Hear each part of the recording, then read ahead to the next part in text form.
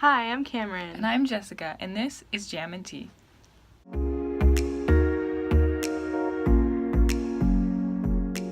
Today we're going to be talking about our top 5 favorite books. We tried to record a top 10 favorite books. We recorded for 2 hours. We got nowhere. The building alarms Went off. That was fun. It has other. We decided that 2 hours of unedited footage would be a little Might too be much, a little even bit as too we much. edited down to what was it, an hour, maybe 45 minutes? Yeah, too much. Yeah. So today this is just our top 5. Hopefully it's not It'll as be long, shorter, not as disastrous. and we will be better at describing the books instead of just spoiling. Just talking about Magnus Bane Yeah. for 12 minutes.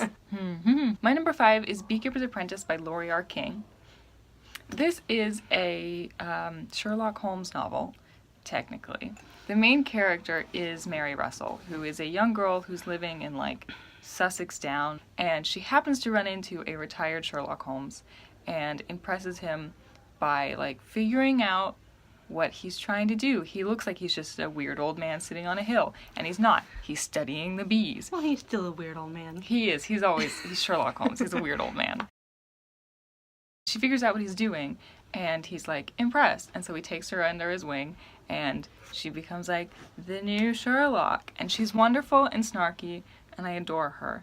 My little American feminist daughter. It's a tragic backstory. Ooh. So number 5 for me is The Book Thief by Markus Zusak, and a beautiful book. That's it. That's all I gotta say. So it's about World War II in Germany. It's about this little girl, Liesel, and it's her kind of journey through Germany during the war. It's really cool because you find out within the first 2 pages of the book that Death is narrating it, and so it kind of has these allusions to death throughout the rest of the book. It's just him narrating Liesel, and it's her story about how she has to grow up in this environment. She makes friends with people who are kind of outcast in this world, like Max.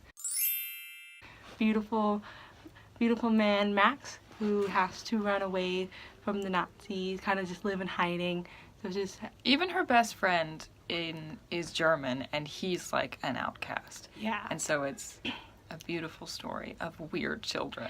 And even she's an outcast because she is technically an orphan. She grows up with this foster family, and technically her best friend Rudy was supposed to be the typical. He's the rebel, So it's just this really cute story of him and her and their friendship with Max, and it's great. It's very touching. But don't let me fool you, because this book is depressing as hell. Because you got Death narrating it. Death is narrating a story in World War II. It hurts. It's really beautiful. So. Number 4 for me is Crooked Kingdom by Leigh Bardugo. Oh my gosh. I read Crooked Kingdom 3 days ago, and I finished it in a week. My heart hurts. My heart is heavy. It's a beautiful book. I haven't even spoken about what it's about yet. Crooked Kingdom is the second book in the Six of Crows duology. The story is about Six of Crows. A murder. A murder of crows! It's about 6 horrible children who have Teenagers. sad backstories. It sounds like a D&D campaign. Who are hired to break into the most secure prison in the world and steal a prisoner there and bring him back home. Don't know why someone who hired 6 teenagers thought it would be a good idea to hire 6 teenagers, because naturally things hit the fan. Yeah, real it's fast. A disaster. Book 1 is Murder of Crows. really good, but book 2 I think far surpasses book 1. Once you've already know kind of about the characters, Jesper and Wyland in book 1 you don't learn a lot about, and so you focus a lot on them in Crooked Kingdom, and wow, they're beautiful. Wow, Kaz and Inej's relationship really flourishes in Crooked Kingdom, and they give me so many feelings. I love It's them Six so of Crows is much. a setup, and then Crooked Kingdom, these characters, and it's just them. Crooked Kingdom is wild. The ending to Six of Crows is crazy. Crooked Kingdom picks up exactly where that leaves off.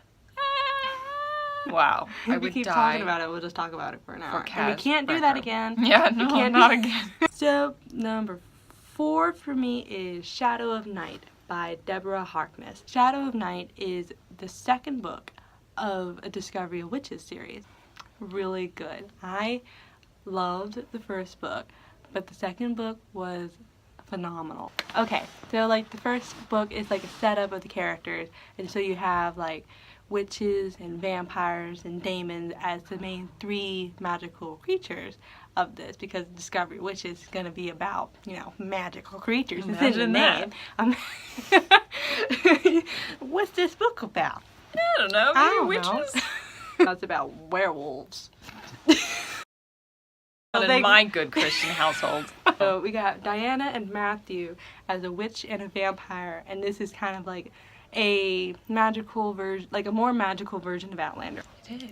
That's a good way to put it. Yeah. Because the second book is going back in time. So you actually, this first book took place in present time, but the second book takes place in the 16th century because, you know, witches, some witches can travel back in time. So Diana and Matthew, the main characters, went back in time together in the 16th century. He tagged along, like, I want to go. La, la, la, la, la. Trying to get my thoughts together. They're looking for a book. We almost forgot about that last What the fuck? Whoops. Looking for a national book. It describes how species are dying. It tells you how to, I guess, how to create the creatures, and then tell you why they're dying, because that's what the whole plot is. Going back in time to look for this book together during 16th century. And it's really cute and really fun because you're traveling in the 16th century. Have I mentioned that yet? Yeah. So I am a big fan of the Elizabethan era, and so I was like, this is a book for me. The outfits they describe the outfits great. So you meet some new characters, and one of them is my favorite. He's the best. I love him. Even though he's kind of like morally gray. All the best characters are. That's true. If you're complex with a horrible backstory, We're gonna love you. you're gonna be our son. We have adopted you now. So Kaz yeah. Brekker. So they're looking for a book, and it's witches and vampires. That's all I got. 3. Okay. So we can talk about number 3 together because Yeah. we both have the same number 3. Number 3 is Carry On by Rainbow Rowell. Oh my gosh, this book. I bought this from Barnes & Noble's because the cover is beautiful. The cover by Kevin Wada. Yeah. Kevin Wada. Is, oh, it's so pretty. And Baz is beautiful. I was like, well, I need this book because these boys are gorgeous. And I got into it because I kept reading her chapter 1. yeah, like Jessica just came up to me and was like, have you heard about this book? And I'm like, yeah, but I wasn't really interested in reading it. Boy, was I wrong, because so fast, within the first chapter, I was like, I need this book. This So is I bought the it book off for of me. iBooks, and I read it, I finished it before you. Yeah, you did. I was just crying. She was crying in art appreciation, and I was like, are you okay? No. Rainbow wrote a book called Fangirl, and in the book, the main character, Kath, is a huge fan of this Harry Potter franchise called Simon Snow. This story is that fiction that Kath is a huge fan of, and I get it. I understand why. I Yep. too am a huge fan. It's the story of Simon Snow, who is the worst chosen one Ever. ever. He Ever. can't use magic. Nope.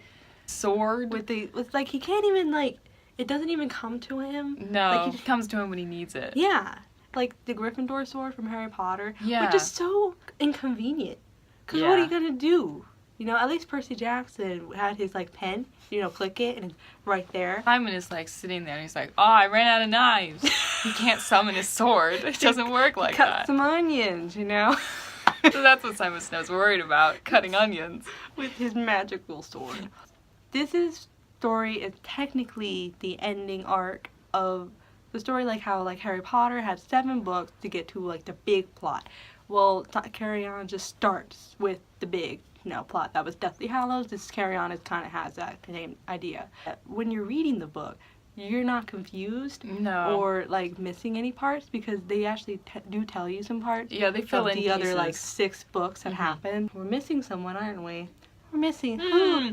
Who are we forgetting? Tyrannus Basilton Grimpitch. Jesus Christ. Baz, who is a vampire, Mhm. and he has been Simon's roommate for like the last 7 years, and he's just kind of been like the Draco Malfoy Yeah. of Harry Potter. He pushes him downstairs. Yeah. He tries to get him eaten by chimeras. Of course, Simon is like, this guy sucks. And so they kind of had this feud, but they have to work together now during this book because there's this ghost plot that the ghost came back on this like special day, and one of them was Baz's mom. Baz's mom found Simon first. Well, she was looking for Baz, and Yeah. Baz mysteriously disappeared. He's been gone for 6 weeks Hmm. and was like, you gotta give this message to Baz. And he's like, Baz, the enemy I of my hate life. I Baz. hate Baz. Why would I do something for Baz? No one knows how she died. But then she's like, comes up and is like, you need to find my killer. So then Simon has to work with Baz.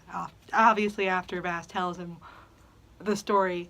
Or after Simon tells him the the story. yeah. If you're a big fan of the enemies to lovers trope, Oh yeah, this is this is the book for you. if you like Harry Potter Yeah, if you fanfics, like if you- Drarry, here's your book. We had this discussion before, is that There- Simon isn't really Harry Potter. No, he's more like Ron. Yeah, Penny, his best friend, is more like Harry. And then this is the story of what it would be like if Ron was Fell in love with Draco Malfoy. Oh, it's so But like bad. Draco was a decent person. Yeah, like he's just an actual, like, you know, angsty. He has a backstory, you know, the angsty backstory. He's another one for the Angsty Backstory Club. Yup, the writing is The beautiful. writing is hilarious. Yeah. The way that like Simon is, when you're in Simon's head, all he's ever thinking about is like A, Baz, evil. 2, food. True. Oh yeah, there's the Insidious Humdrum. That's like the There's Voldemort. the Voldemort of the yeah. world. And But that's not what we're worried about. No. We're worried about Simon and Baz. Snow Bass. Snow Bass. Wow. I think we should be done with 3. Whoops. My number 2 is Clockwork Princess by Cassandra Clare. I read this book when I was in 7th grade, and it changed my life. I read TMI when I was in 6th grade, and I wasn't going to read TID because I was like, nothing can beat TMI. I was the same way. Yeah, and then my friend was like, no, you have to read this. There's a character in there who plays the violin. And I was like, I play the violin!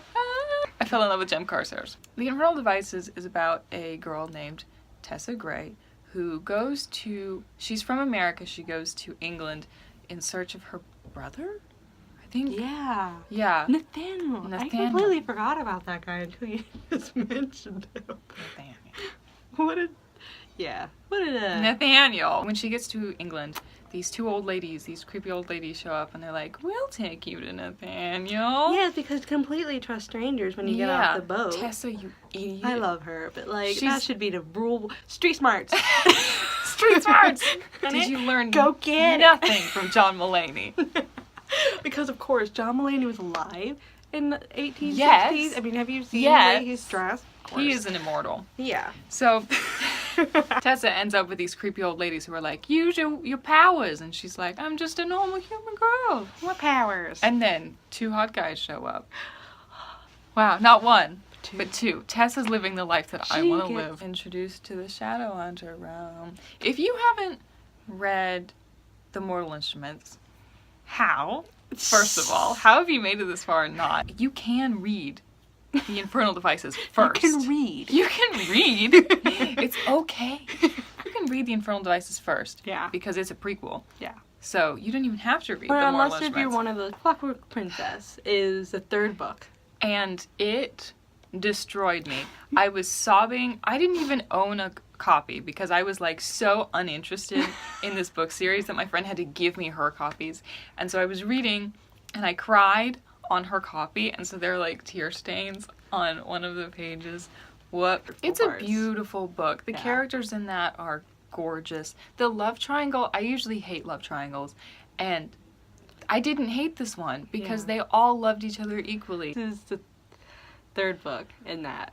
And a lot of stuff happens. Big thing is that they have to fight these clockwork things, these like machines. Like, they have to deal with demons, you know? Like, that's just... Easy. They got knives. No problem. And stuff to deal with these demons that they've been dealing with for like a But 1,000 years. clocks? But then... Oh, time no. is irrelevant. Time is just a mere concept. So these four shadow They hunters, can't attack him with screwdrivers. no, they're not ITs. They don't know what they're doing. They're like really out of their game in this series, which it has this like really like machine funk. Mm-hmm. What's that? Steampunk. Steampunk. Yeah. Kind of aesthetic, and so that's really cool with it, as well as the Victorian era steampunk aesthetic with these beautiful Gem Carstairs. like little like love, triangle. That's not. It's like a circle. They're Yeah. all They all love each other Yeah. very much. so. Okay, number 2 for me is A Court of Mist and Fury by Sarah J. Maas. Okay. Here we go. Can you keep it to a minute? Let's keep it to well, if you haven't noticed, I kind of have a obsession with Yeah, I don't know if you can see it. That's Charlie Bowaters. Yeah, and this is Charlie Bowaters' cup from Society 6. This one's not as good because it doesn't have Lucian on it, no, but this one does. Look, Yeah, he's you right see there. it up there. Beautiful Kinda- boy. Okay. Court of Mist and Fury is the second book in A Court of Thorns and Roses series. A little background to A Court of Thorns and Roses is about this girl named Feyre, and she's a human, and this world has a kind of like two world thing with humans and fairies kind of just, living together, but not really because They're there's a separated by giant a wall. They kind of hate each other. So the first book, for those who haven't really read the first book, is just her kind of getting accidentally mixed up with the Fae. First Pages. 20 pages is she is a huntress hunting for her family who sucks. They're all garbage.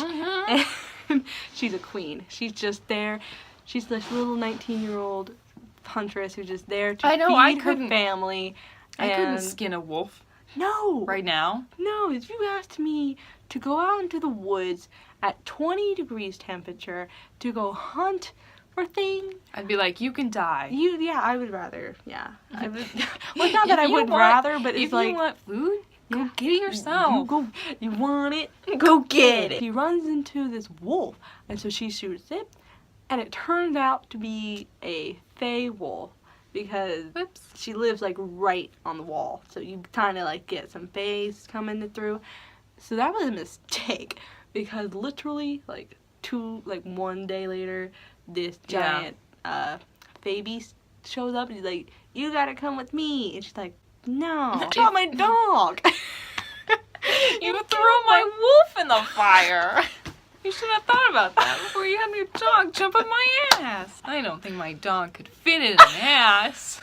It is I'm not sorry. related to the book at all. That's just the Adventure Zone. Yeah, which is a beautiful show. You should watch that. Yeah, she has to go with this guy as a payment for shooting his wolf, and that's how she gets into the Fey world. And this isn't okay. That's basically book one. Yeah, that's basically book 1. Yeah. She's in the Fey world. She goes through some stuff. So book 2 is the repercussions of the first book. Went through all of that, and so she isn't gonna be okay. So when you get to the second book, she She's isn't not okay. okay. That's the book 2 is her journey to come back into herself, because she had a lot of PTSD, a lot of like scarring from what had happened. We can put it this way. Yeah. She meets a character in the first book who, Kind of gets to know really well. yeah, really well. Really well. And so, book 2 is the story of her and that guy. That guy. These two are. She gets to know this guy and his family really well in this book, and it's really cute This because is the Vegas. What? So this girl she gets to know this guy, right? That's the book. Feyre, she's just a rocking girl, living her life in the Fey world, and she just kind of just kicks ass the whole book. Like the first book, she was kind of just like really timid. She didn't know the Fey world really well, and so you really get to see her have more adventures in the second book. She kind of explores the Fey world. There's 7 courts, so she kind of has different like little adventures in each one, and she has adventures in each one, and she has this like little like home in one, that's where she meets the guy and her family, his family. It's really beautiful because it's her trying to get back to herself and from her PTSD. It's the story of not judging books by their covers. Yes. Maybe pretty boys suck. We don't know. Maybe other pretty boy is Don't suck. don't suck. Despite all the evidence to the contrary. Yeah, maybe little human girl has some stuff.